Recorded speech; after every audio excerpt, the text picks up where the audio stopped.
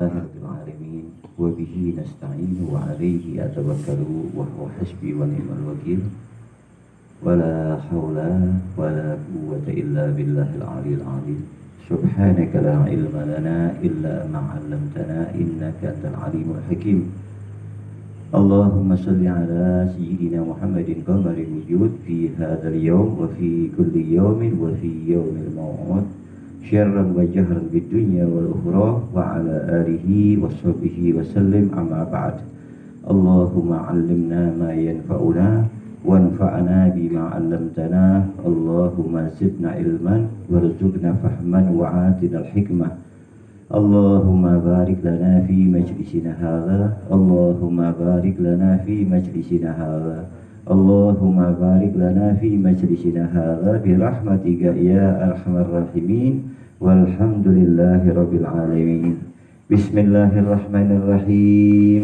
بسم الله الرحمن الرحيم نويت التعلم والتعليم والإفادة والاستفادة والحث على التمسك بكتاب الله وسنة رسول الله صلى الله عليه وسلم اللهم أرنا الحق حقا وارزقنا اتباعا وأرنا الباطل باطلا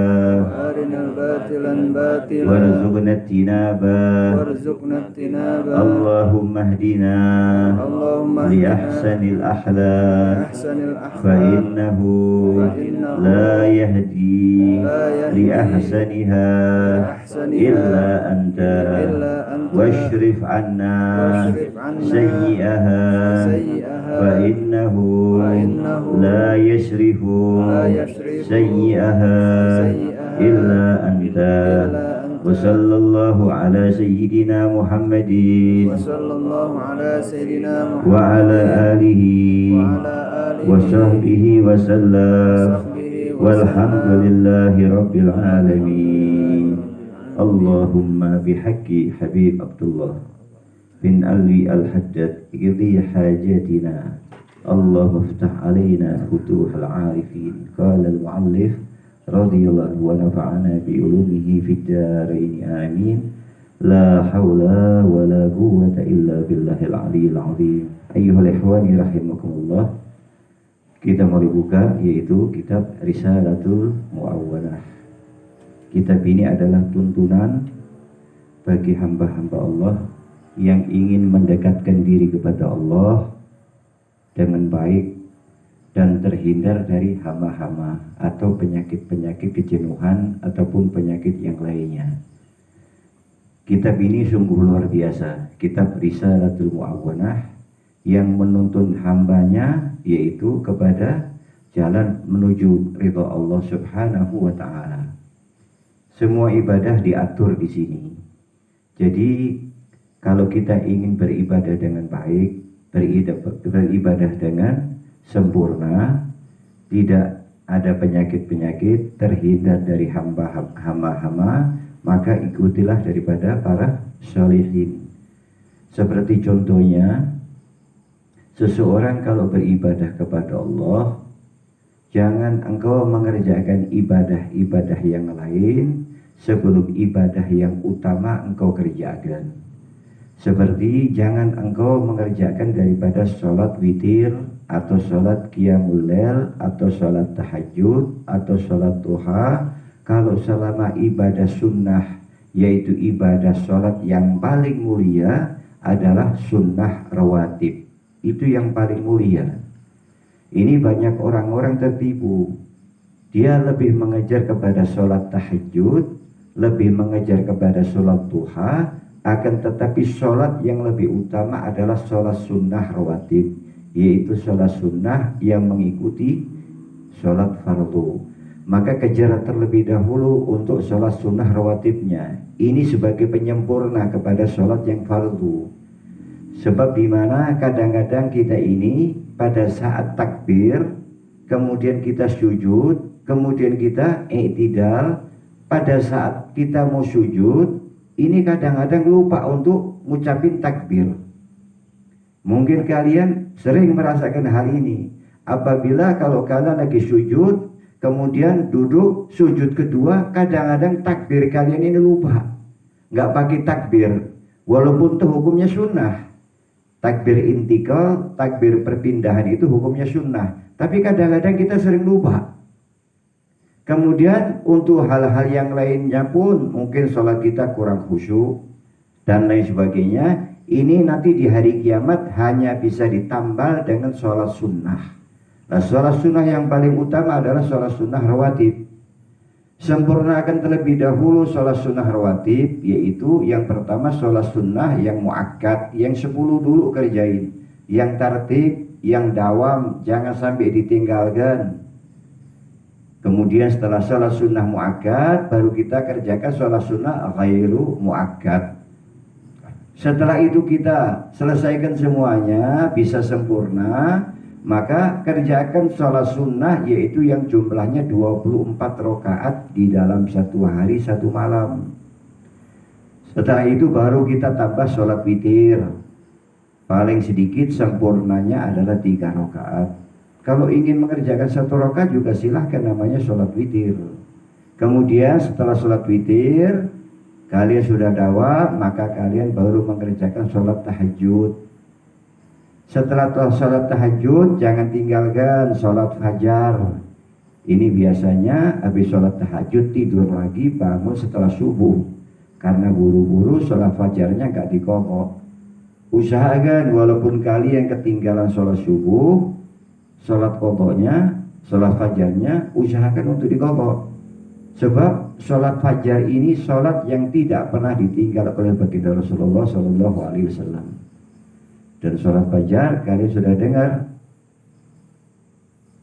pahalanya, yaitu khairun minad dunya wa ma fiha, lebih baik daripada dunia dan seisinya.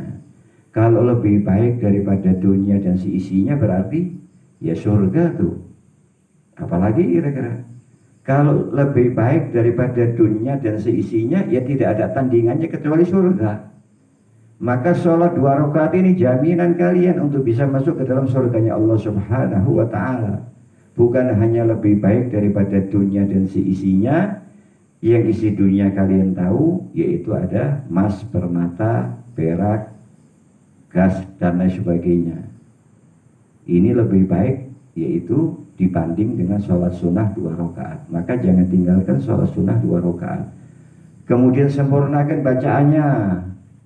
Kalau yang awal kalian boleh pakai rakaat pertama surat Al-Kafirun, rakaat kedua pakai surat Al-Ikhlas. Sudah dawam, kerjakan yang rakaat pertama surat Al-Kafirun, setelah surat Ikhlas maka tambah dengan Alam Nashrah.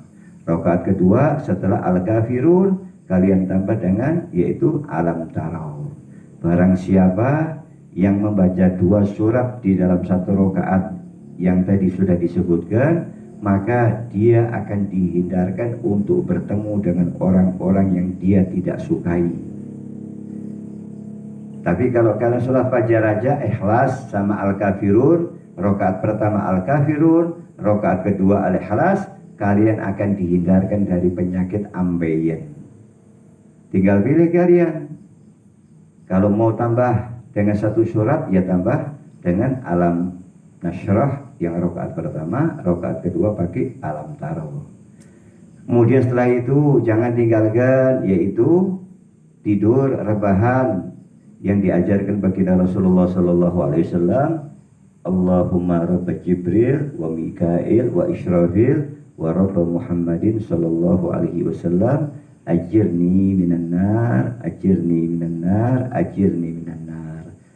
Kerjakan dengan baik. Kemudian ada zikirnya, kerjakan zikirnya dengan baik. Sebab ada 3 zikir yang Rasulullah wanti-wanti, jangan sampai ditinggalkan 3 zikir ini. Barang siapa yang ingin diberikan kekayaan di dunia dan dia tidak akan pernah diberikan kemiskinan di dunia, maka jangan tinggalkan, yaitu bacaan Subhanallah wa bihamdihi Subhanallahil azim, astagfirullah 400 kali. Ini dari Rasul. Kerjakan itu dulu, jangan kalian mengejar sholat subuhnya dulu, kerjakan sunnah-sunnah yang ditekankan baginda Rasulullah Sallallahu Alaihi Wasallam. Setelah itu silakan kalian mau tambah dengan ya Hayyu ya Qayyum la ilaha illa anta, silakan. Atau kalian cuma mau baca Subhanallah bihamdihi Subhanallah azim subhanallah, silakan 100 kali, nggak ada masalah. Kemudian untuk sholat duhanya kalian usahakan yaitu sholatnya pertama sabbihis kalau di dalam sholat subuh, kemudian rakaat kedua al-adiyat. Mau sholat lain silahkan, nggak ada masalah. Tapi kalau kalian ingin rakaat pertama sabbihis, rakaat kedua pakai sholat al-adiyat, silahkan. Mau pakai sholat lain silahkan, mana yang hafal dan mana yang sudah terbiasa kalian lakukan. Insya Allah kalau ibadah kita sempurna, kita tidak akan terkena penyakit jenuh. Banyak orang-orang punya penyakit jenuh. Nanti akan dikisahkan di kitab ini. Orang-orang yang baru mulai ibadah kepada Allah, maka setan akan mendorong. Setan mendorong dengan kuat agar dia melaksanakan ketaatan kepada Allah sebanyak-banyaknya. Didorong sama setan itu. Didorong sama setan dengan tujuan nanti dia akan jenuh untuk mengerjakan ketaatan dan akan kembali kepada semula. Ini siasat setan, picik setan ini. Jadi kalau ada orang didorong untuk mengerjakan ketaatan yang berlebihan, maka dia akan menemui masa jenuh nantinya dan dia akan kembali kepada alam yang semula. Oleh karena itu kalau mau mengerjakan ketaatan, ikuti tuntunan para salaf. Bagaimana cara untuk mendekatkan diri kepada Allah. Jangan menurut akalnya sendiri. Nanti akhirnya kalian banyak menyalahkan orang. Yang sudah saya ceritakan dulu pernah, dimana karena orang pengen taat kepada Allah, pengen tidak bermaksiat kepada Allah, sampai dia nerima duit itu pakai sapu tangan. Kemudian saya tanya, kenapa kok Anda terima duit pakai sapu tangan? Kan nggak tahu Habib kalau duit itu najis. Na'udzubillah min dzalik. Kalau najis kan harus ketahuan, dilihat zahir, nggak boleh dikira-kira kalau najis. Maka saya katakan di dalam kitab Fathul Mu'in, apabila kalian itu berjalan di lingkungan yang banyak anjing, kemudian kalian nginjak sesuatu di situ dan kalian tidak tahu kalau itu tai anjing, tapi kalian suudzon bahwa itu tai anjing karena lingkungannya ada lingkungan anjing, itu tidak diperbolehkan. Kecuali kalian melihat anjing itu BAB di situ, kalian injak berarti tahu itu najis. Tapi kalau hanya sekedar hanya perkiraan, tidak diperbolehkan untuk melihat najis seperti itu. Banyak orang-orang yang lewat, kemudian ada orang kencing di pinggir, kemudian setelah dia lewat kainnya dilihat. Nggak perlu itu was-was namanya. Kalau memang tidak ada percikan, ya sudah, nggak najis, jangan was-was lagi. Seperti itu. Jadi kalau najis itu harus zahir nilainya, nggak boleh dikira-kira. Seperti kalian, umpamanya salah satu daripada pakaian kalian terkena najis, kemudian kalian kira-kira, walaupun toh benar perkiraannya tidak sah. Kalau kalian memang tahu itu tempatnya najis dan pakaian kalian terkena najis, ya cuci yang terkena najis. Tapi kalau kalian hanya kira-kira, walaupun perkiraan benar, kalian cuci, tetap pakaian kalian menjadi najis. Gimana caranya? Ya cuci semua sudah. Jangan dikira-kira kalau najis, nggak boleh. Najis nggak boleh dikira-kira. Sebab jelas kalau tidak ada wujudnya najis, jangan kita berbicara masalah najis. Ini banyak orang-orang terkena penyakit seperti itu, berlebihan. Dia kalau menerima dengan tangan kiri karena barang najis duitnya. Kemudian nanti kalau salaman dengan orang kafir katanya batal wudunya. La haula wala quwwata illa billahil aliyil azim. Yang membatalkan wudu cuma 5. Kenapa harus ditambah lagi? Kalau mereka memang najis, lihat nggak? Dia pegang mungkin babi, daging babi atau pegang apa, lihat ya. Kalau kalian nggak boleh kita ngomong najis. Orang-orang kafir itu najisnya najis akidah, bukan najis zahir. Ini banyak yang mempunyai pendapat seperti itu karena pakai akalnya sendiri, tidak pakai syariat. Oleh karena itu kalau kita mengikuti tuntunan syariat, insya Allah ibadah kita akan selamat nantinya. Amin ya rabbal alamin. Bismillahirrahmanirrahim. Alhamdulillahil wahidil majid, al-jawadil wahabil razakil hannanil mannan, alladhi ba'atha Muhammadan khatama anbiya'ihi birisalatihi ila jami'il insi wal jan, wa anzala alaihi al-Qur'an hudan linnasi wa bayyinati minal huda wal furqan, wa syar'a lahu wa li ummatihi ma wassa bihi Nuhan wa Ibrahim wa Musa wa Isa, wa faddala ala sairil adyan, wa ja'ala akrama khalqi alaihi, wa ja'ala ummati khaira ummah yu'minuna billahi wal yawmil akhir, wa ya'muruna bil ma'rufi wa yanhauna 'anil munkar, wa yata'awanuna 'alal birri wat taqwa wa la yata'awanuna 'alal itsmi wal 'udwan, wa yuqimuna as-salata wa yu'tuna az-zakah, wa yatawasawna 'ala syabri wa yujahidu fi sabilillah. Segala puji bagi Allah Subhanahu wa ta'ala, Allah yang Maha Esa, yang Maha Agung, yang Maha Dermawan, Al-Jawad. Al-Jawad itu Maha Dermawan. Ini di Al-Quran gak ada, ini dari hadis. Kalau kalian cari asma Allah Al-Jawad di Al-Quran gak ketemu. Kalian akan ketemu di hadis baginda Rasulullah SAW, yaitu artinya yang Maha Dermawan, yang Maha Pemberi. Al-Wahhab itu yang memberikan, banyak memberikan, itu Al-Wahhab, yang banyak memberikan rezeki. Alladzi ba'atha Muhammadan khatama anbiya'ihi birisalati ila jami'il insi wal jan, yang mana Allah telah mengutus Nabi Muhammad sebagai penutup para nabi dengan risalahnya ke semua manusia dan jin. Jadi Nabi Muhammad ini diutus oleh Allah adalah untuk bangsa manusia dan bangsa jin. Bahkan baginda Rasul ini diutus oleh Allah untuk bangsa malaikat. Bukan hanya jin dan manusia, tapi baginda Rasul ini diutus oleh Allah baik untuk bangsa jin, bangsa manusia, juga bangsa para malaikat. Cuman bedanya, kalau malaikat itu beriman kepada baginda Rasulullah SAW, itu akan menambah kemuliaan daripada diri malaikat tersebut. Dan yang kedua, malaikat mengimani baginda Rasulullah SAW sebagai utusan Nabi yang terakhir dan Rasul yang terakhir. Akan tetapi syariat Nabi Muhammad tidak boleh diikuti oleh para malaikat. Yang diikuti oleh para malaikat adalah perintah Allah tunggal. Ini perbedaannya. Jadi kalau Rasulullah diutus kepada manusia dan jin, maka para bangsa jin dan para manusia wajib untuk mengikuti syariatnya Nabi Muhammad SAW. Dengan dia mengikuti syariatnya Nabi Muhammad, maka dia akan menjadi mulia. Demikian juga dengan para malaikat. Dia hanya memuliakan baginda Rasulullah SAW, akan tetapi untuk syariatnya para malaikat tidak mengikuti syariatnya Nabi Muhammad SAW.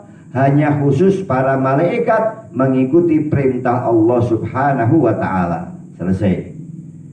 Jadi perlu diingat bahwa Nabi Muhammad diutus oleh Allah bukan hanya untuk bangsa jin dan manusia, akan tetapi juga untuk para malaikat. Satu-satunya Nabi dan satu-satunya Rasul yang dapat menghubungkan antara makhluk langit dengan makhluk bumi adalah baginda Rasulullah SAW.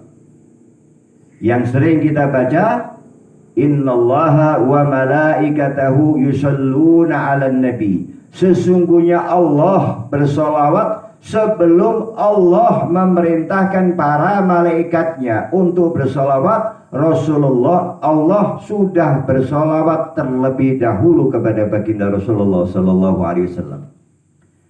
Sebelum Allah memerintahkan kepada orang-orang mukmin, Allah sudah bersolawat terlebih dahulu kepada baginda Rasulullah SAW.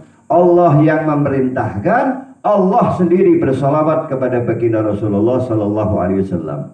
Kemudian setelah Allah menciptakan para malaikatnya, maka Allah memerintahkan kepada para malaikatnya untuk bersalawat kepada baginda Rasulullah SAW. Kemudian setelah makhluk langit tadi diperintah untuk bersalawat kepada baginda Rasul, maka orang-orang mukmin diperintah oleh Allah untuk bersalawat kepada baginda Rasulullah sallallahu alaihi wasallam. Jadi antara makhluk bumi dan makhluk lain bisa dihubungkan karena baginda Rasulullah sallallahu alaihi wasallam. Nabi lain enggak?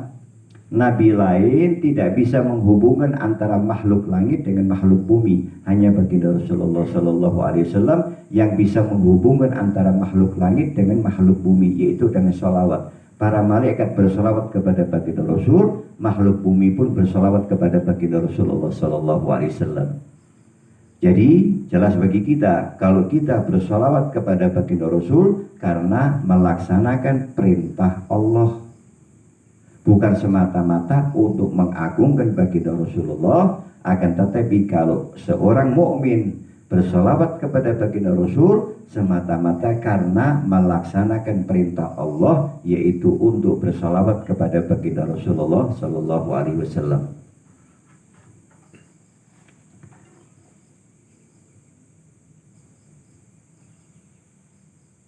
Wa anzala alaihil Qur'an hudan linnasi wa bayyinati minal huda wal furqan.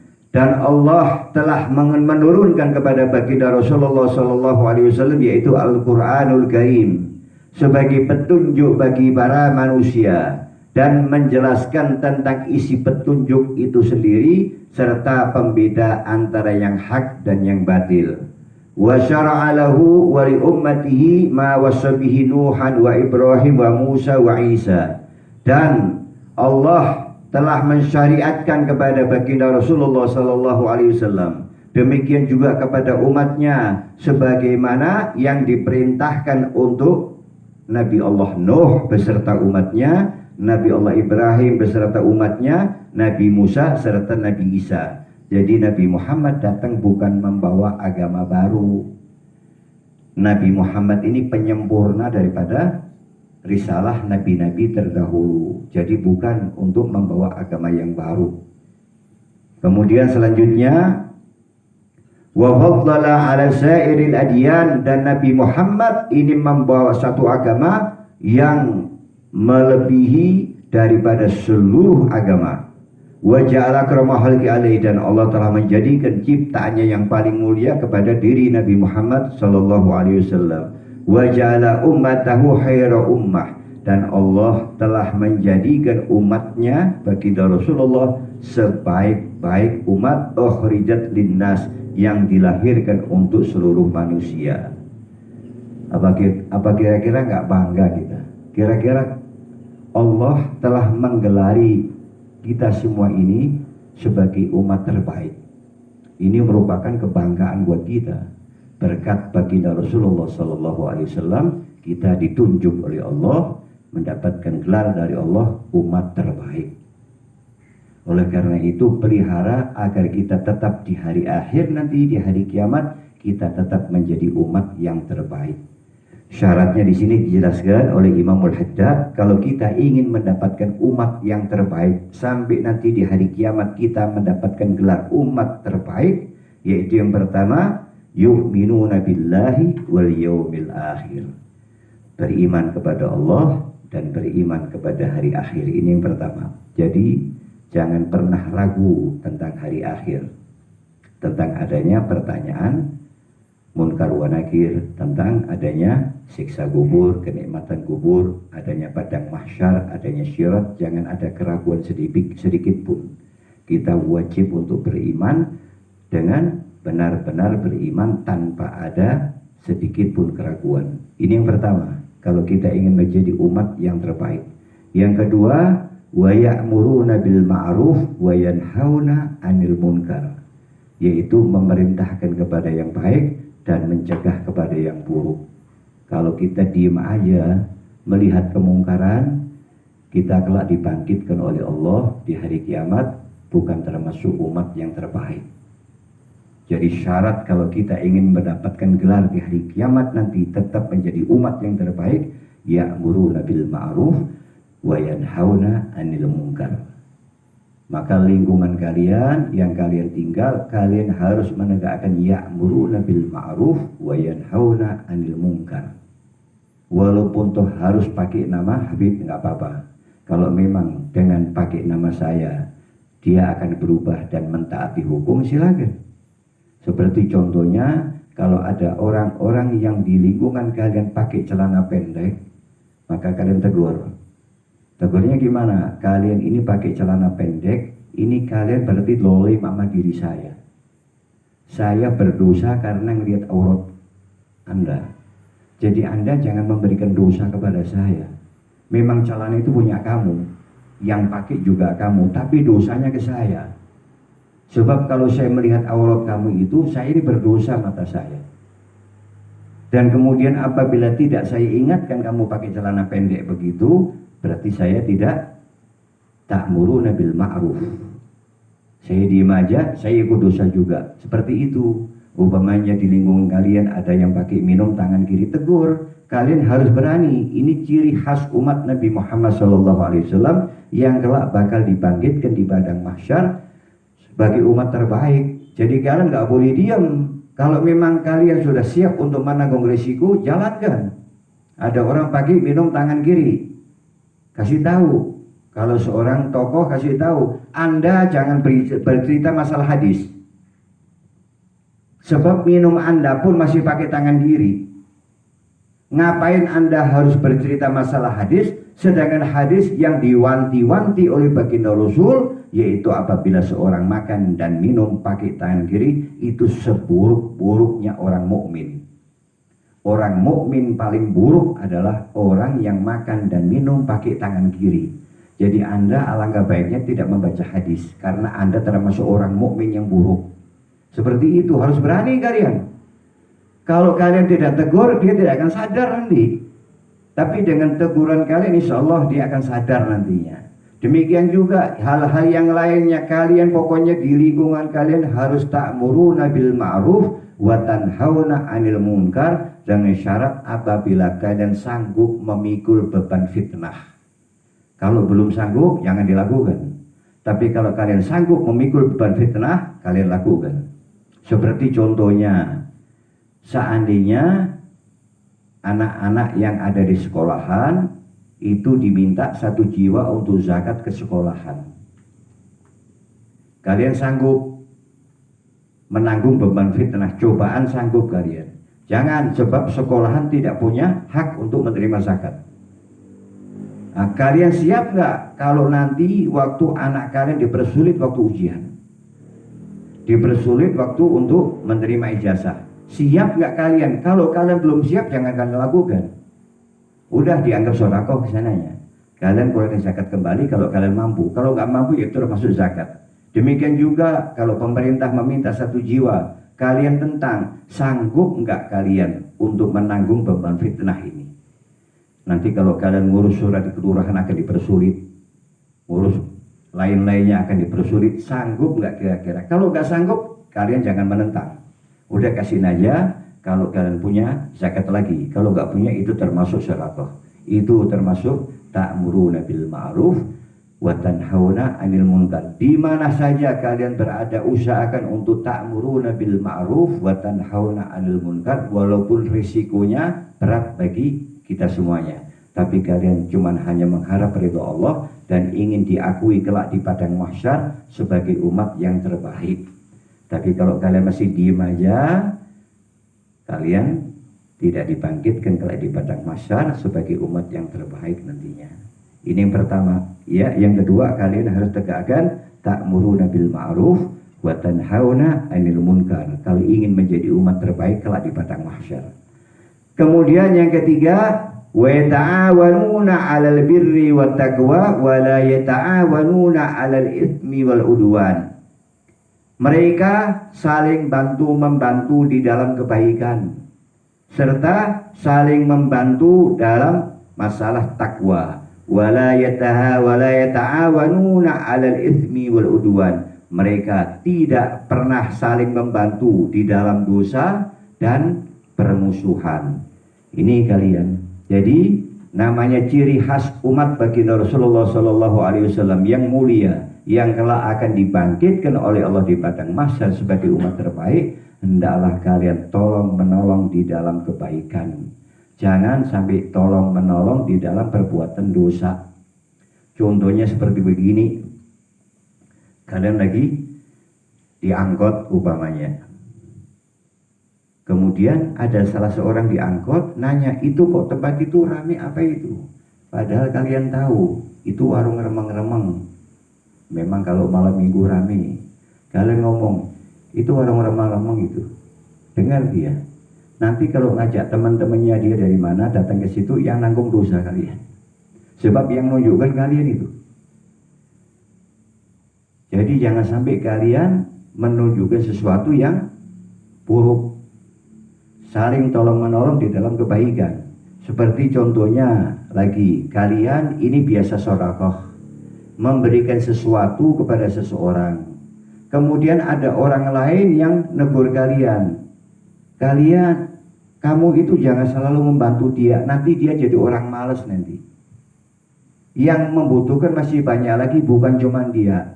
Kalian berhenti kan? Berarti kalian tidak tolong menolong di dalam kebaikan, tapi malah diajak permusuhan sama orang tadi.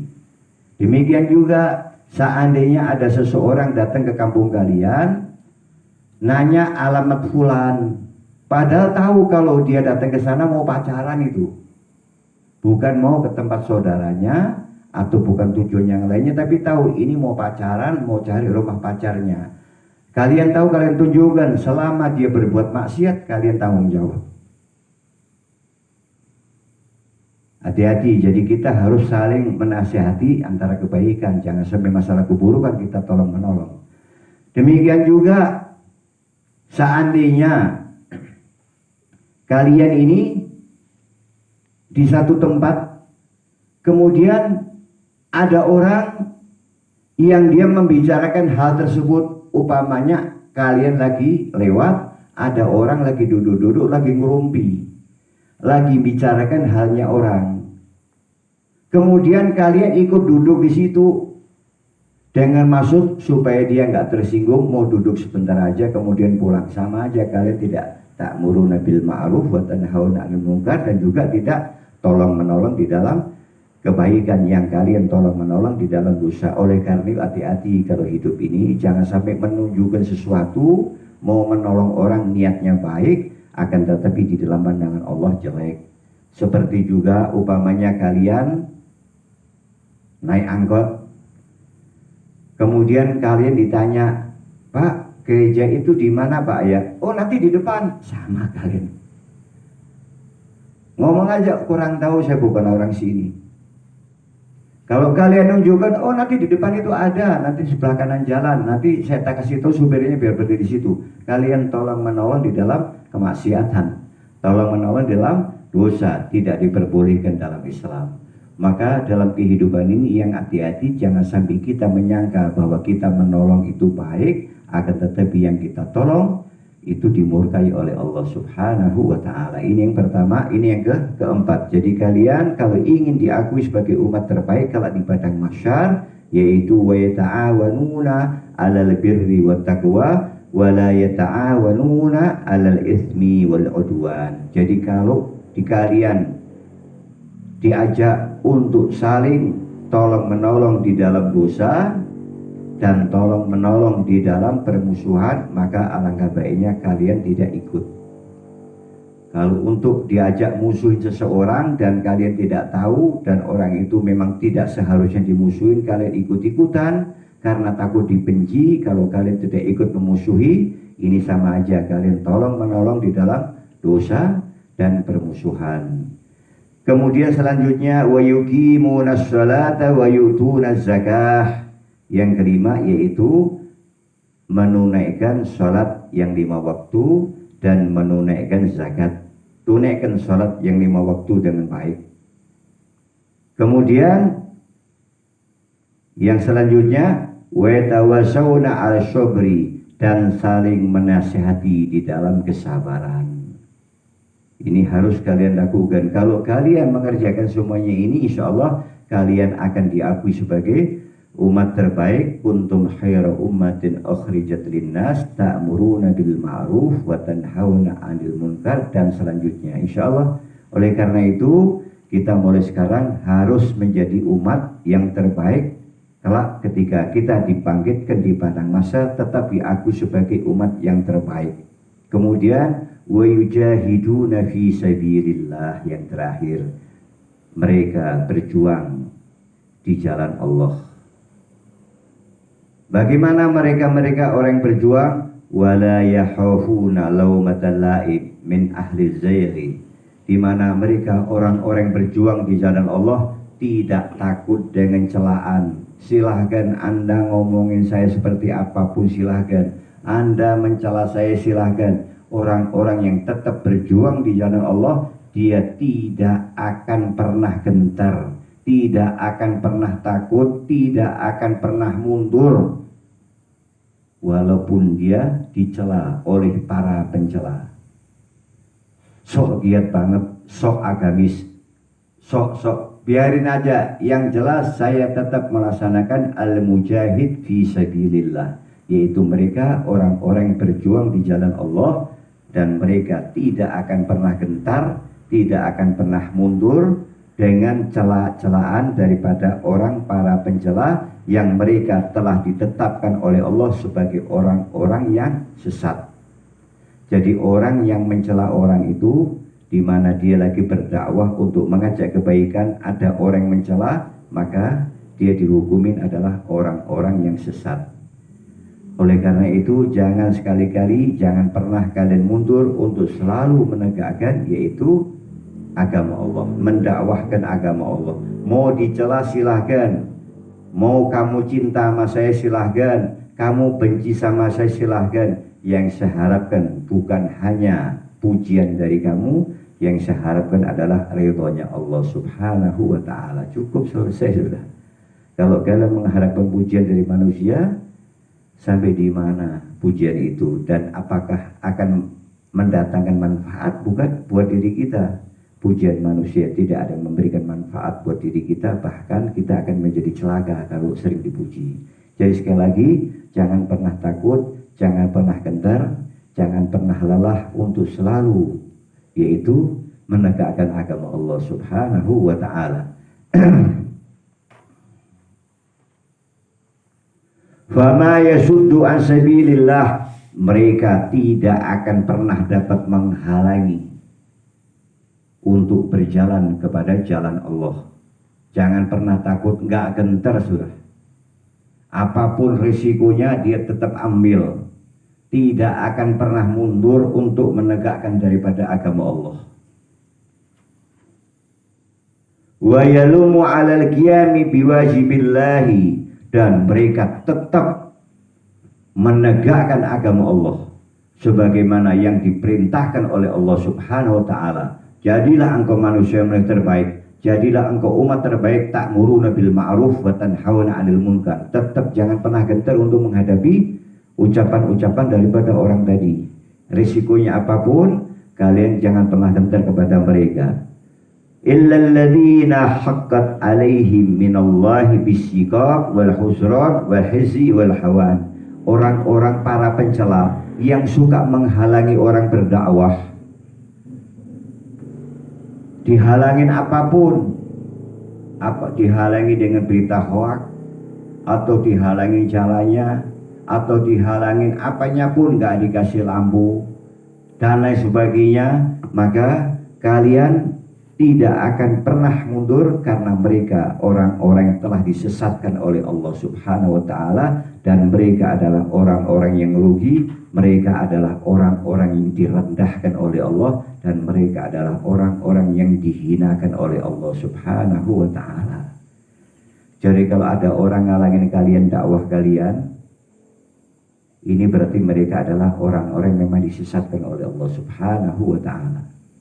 Apapun, umpamanya listrik nggak dikasih, ini berarti menghalangi dakwah. Jalan nggak dikasih, ditutup. Kemudian hal-hal yang lainnya, kita lagi ngaji rame, anak-anak sengaja disuruh main di depannya biar bubar pengajiannya. Walhasil macam-macam cara mereka menghalangi. itu mereka adalah memang orang-orang yang disesatkan oleh Allah, dan mereka termasuk orang-orang yang rugi, dan mereka termasuk orang-orang yang direndahkan oleh Allah dan memang dihinakan oleh Allah Subhanahu wa taala. Wala yatajarradu linushi ibadillah wa da'watihim ilallah. Mereka tidak pernah berhenti, selalu memberikan nasihat kepada hamba-hamba Allah, dan mereka selalu menyeru kepada Allah Subhanahu wa taala. Enggak pernah berhenti mereka, enggak pernah jenuh, tidak pernah gentar, enggak pernah takut.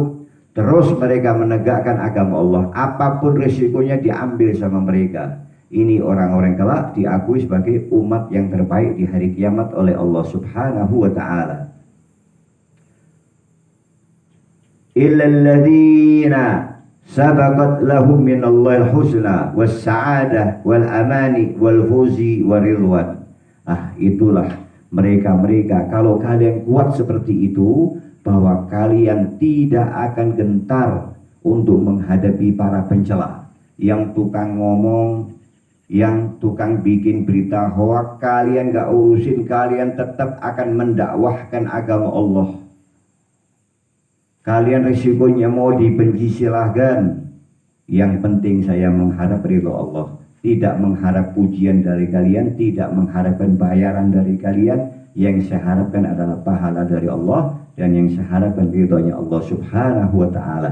Ini orang-orang telah ditetapkan oleh Allah, yaitu dengan kebaikan, dan ditetapkan oleh Allah sebagai orang-orang yang bahagia, dan ditetapkan oleh Allah orang-orang yang dijaga keamanannya dari Allah Subhanahu wa ta'ala, dan termasuk orang-orang yang beruntung dan orang-orang yang diridhoi oleh Allah Subhanahu wa ta'ala. Ini daripada penjelasan muqaddimahnya Imamul Haddad sudah seperti ini. Jadi kalian dibimbing untuk dakwah hanya untuk karena Allah, bukan karena pujian, bukan karena dunia, bukan karena lainnya.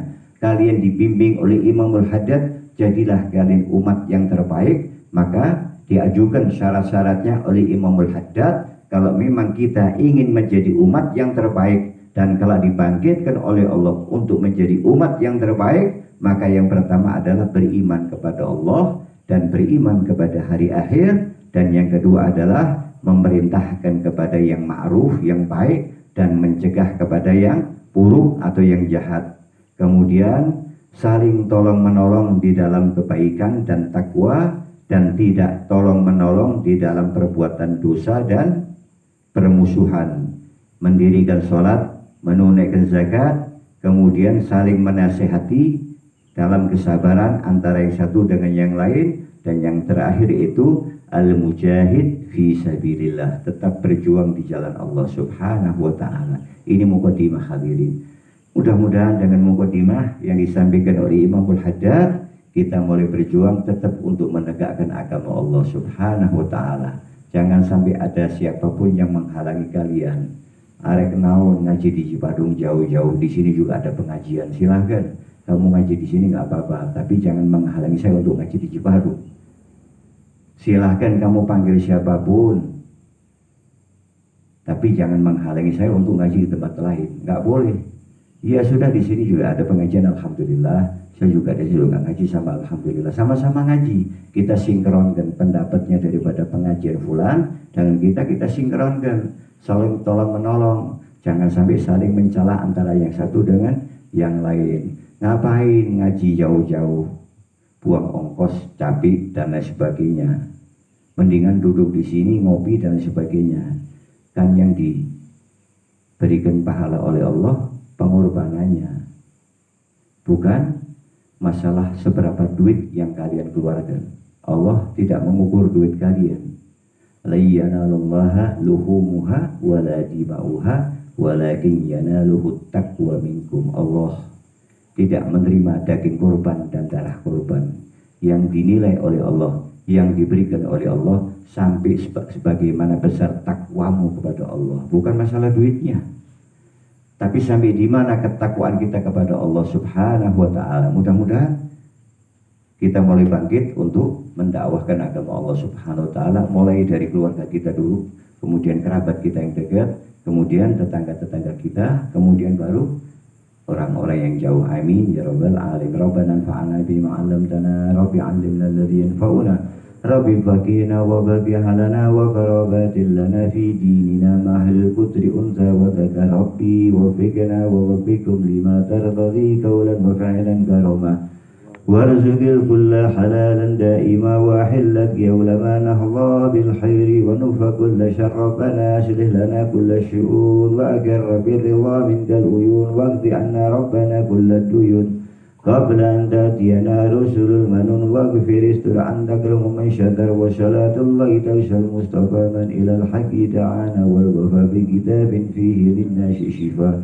wa ala al-alil kirami syurufa wa ala sahbil masabihil qurar Allahumma dina bihudak waj'alna mimman yushari fi ridhak wa la tuwallina waliyan siwak wa la taj'alna mimman khalafa amraka wa asyak wa hasbunallahu wa ni'mal wakil wa la hawla wa la quwwata illa billahil aliyyil azim wa sallallahu ala sayyidina Muhammadin nabiyil ummi wa ala alihi wa sahbihi sallam walhamdulillahi rabbil alamin. Subhanakallahumma wa bihamdika asyhadu an la ilaha illa anta astaghfiruka wa atubu ilaik. Assalamualaikum warahmatullahi wabarakatuh.